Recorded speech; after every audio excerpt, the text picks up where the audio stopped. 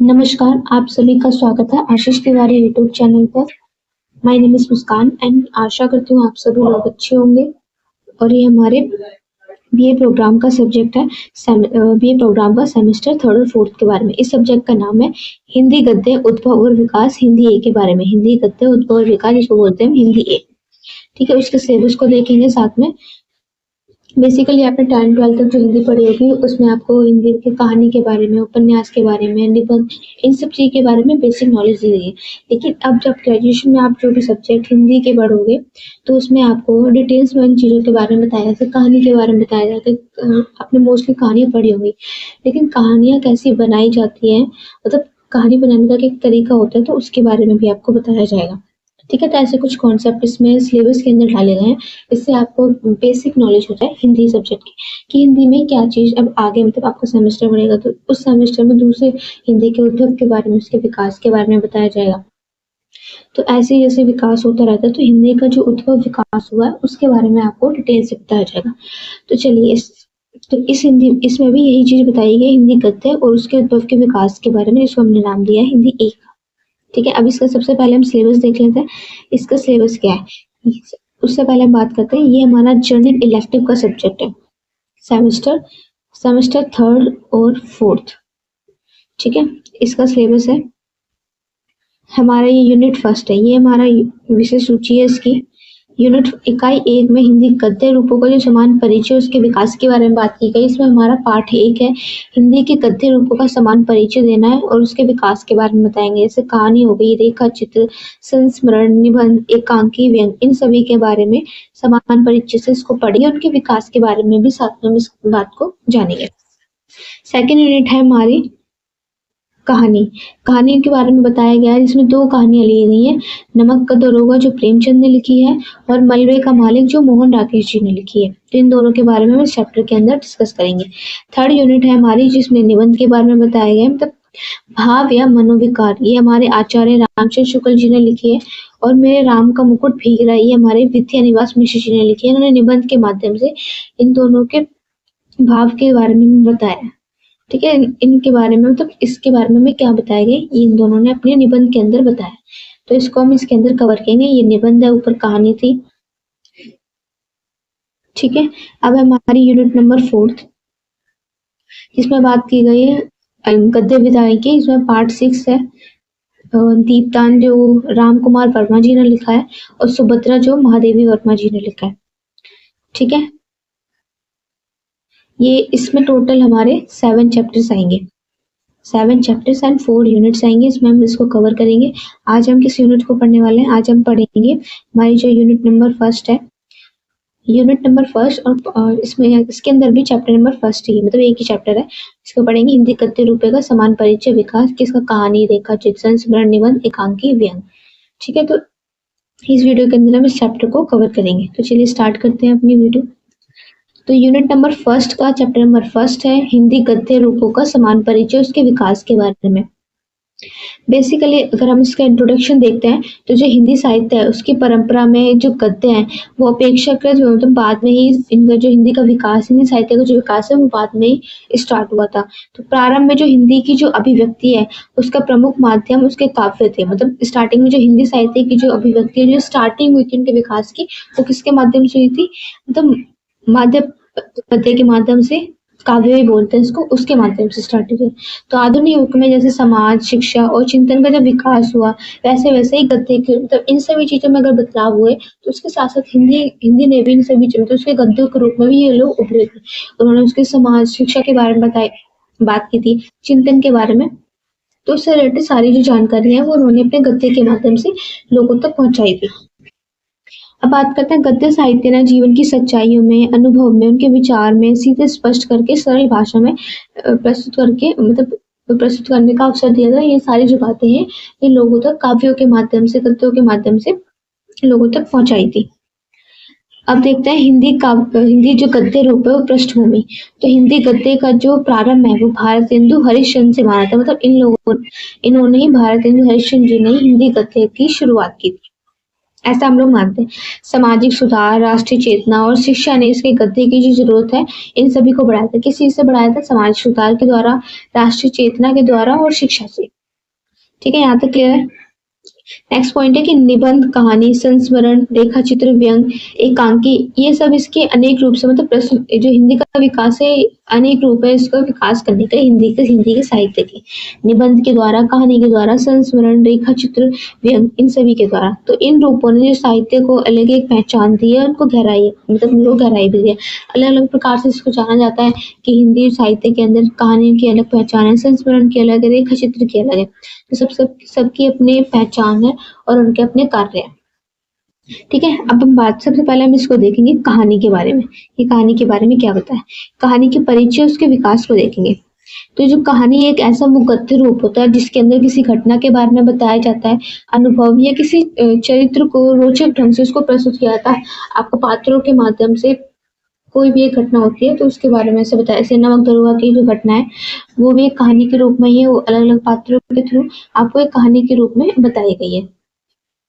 ठीक है, तो इसमें एक कथांक है, मैंने बताया आपको, इसमें एक कथा होती है, एक स्टोरी होती है, इसके अंदर अलग अलग पात्र होते हैं, संवाद होता है उनके बीच में और वातावरण का चित्रण भी होता है कहानियों के अंदर। आप कोई भी एक कहानी ले लोगे तो उसके अंदर आपको एक स्टोरी मिलेगी, इसका एंड में जाके आपको उसको मोरल भी देखने को मिलता है कि आपको उससे क्या शिक्षा मिलती है।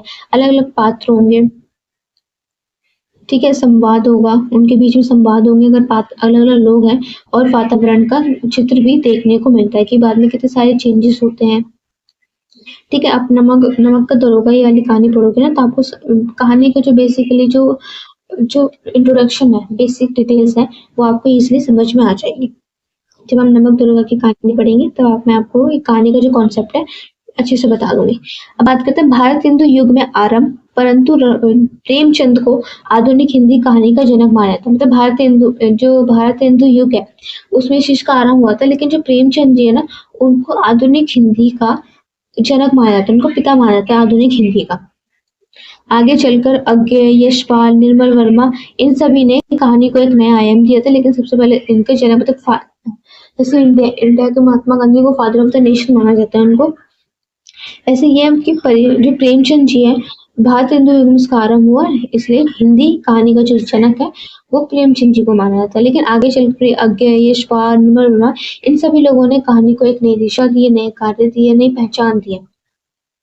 इन लोगों ने भी हिंदी को बढ़ावा देने के लिए, तो हिंदी साहित्य का विकास करने के लिए अपना योगदान दिया।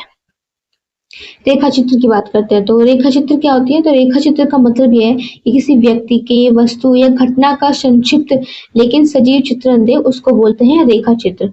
इसके अंदर लेखक अपने अनुभव को अवलोकन के सीधे ढंग से प्रस्तुत करता है। ठीक है, जिसमें काल्पनिकता कम और वास्तविकता आपको ज्यादा देखने को मिलता है। मतलब जो काल्पनिकता जो बातें होती हैं वो आपको कम देते हैं, लेकिन जो वास्तविक जो बातें होती हैं वो आपको देखने को मिलती है इसमें। हिंदी में जैसे महादेवी वर्मा रेखा चित्र लेखन की प्रमुख लेखिका मानी जाती है। उदाहरण में हम देख लेते हैं, अतीत के चलचित्र के बारे में वो बताती है। जो अतीत के चलचित्र के बारे में बताते हैं उसको रेखा चित्र बोलते हैं। किसी कहानी के बारे में, किसी घटना के बारे में बताया जाता है। अब बात करते हैं संस्मरण की। तो संस्मरण परिचय में उसके विकास के बारे में। तो संस्मरण का मतलब है कि लेखक द्वारा अपने ही जीवन, अनुभव और स्मृति। अब आप बोलोगे जो यात्रा वृत्तांत है और जो संस्मरण है वो दोनों एक ही चीज है, नहीं, दोनों में बहुत डिफरेंस है। जो अगर यात्रा वृत्तांत की हम बात करते हैं तो लेखक अपनी जो भी हाल में की गई जो यात्रा है, किसी भी यात्रा के बारे में बताते हैं तो उसको हम यात्रा वृत्तांत बोलते हैं।